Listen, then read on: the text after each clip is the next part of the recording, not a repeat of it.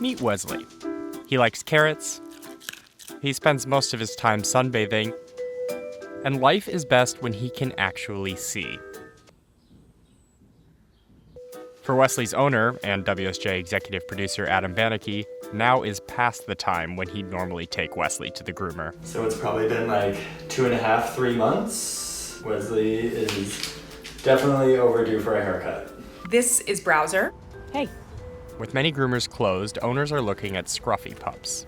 He basically just looks like a ball of hair walking in the street. And now it's up to their owners. Sort of.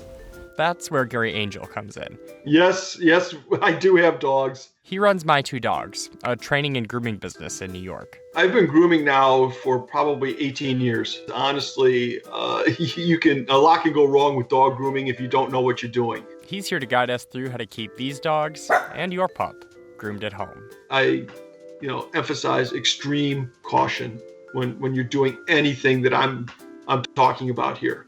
You ready? Browser, how do you feel about your hair right now? Step 1, run your hands through your dog's coat. What you're looking for is any clumps of hair, any matting.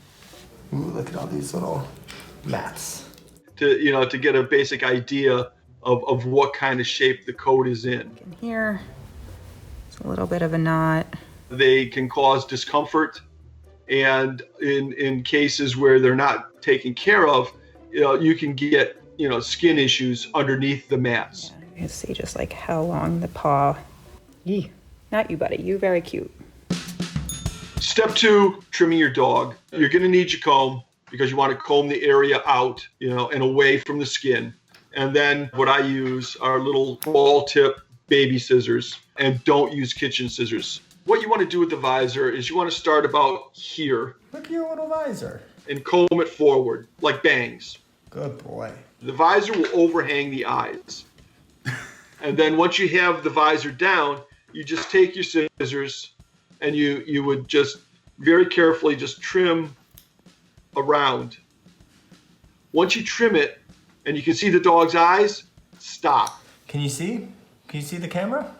With the paws, what you want to do is you want to have the paw flat on the ground, and you just want to kind of follow the shape of the foot. When you do it like this, the nails will help to keep it away from the foot itself. Much better. Step 3, cleaning the ears. You can use a cotton ball. You can even use a Q-tip on smaller eared dogs.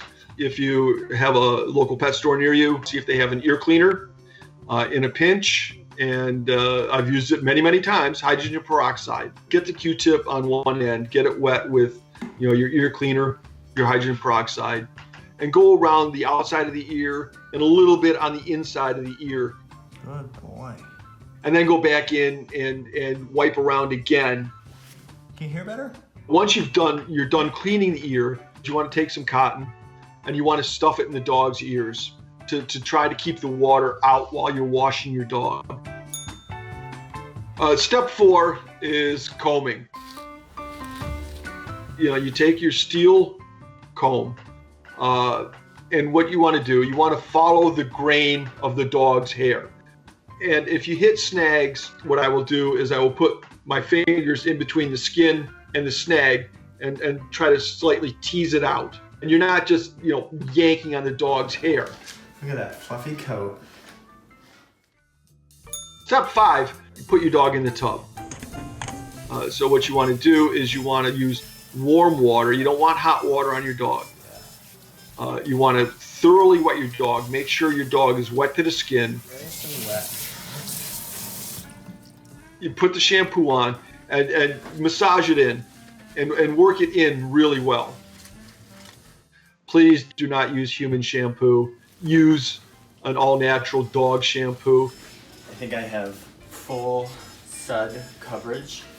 Then what you want to do is you want to rinse your dog. When the water starts running clear, then everything is out. You are fully clean. Step 6, dry. This is Wesley's favorite part of bath time. Now, I'll be honest with you, when you're drying your dog at home, you're probably not going to get 100% dry. Dry that face. You want to try to dry them as much as you can with a hair dryer. You want to use it on cool or low heat. And while you're drying, just a nice slow back and forth. And if you can make a starburst pattern in your dog's coat, because then the hair won't tangle up as you're drying it. Step 7, throw a puppy party. Want a treat? Tell your dog it was wonderful, it was magnificent, and just make a fuss over them. Say, oh, good baby, oh, what a good baby. And let them know that, grooming isn't, a horrible experience. Good boy. That wasn't so bad, was it? Put up with it, and this is what you get. You get, a puppy party. Do you think you're going to the groomer?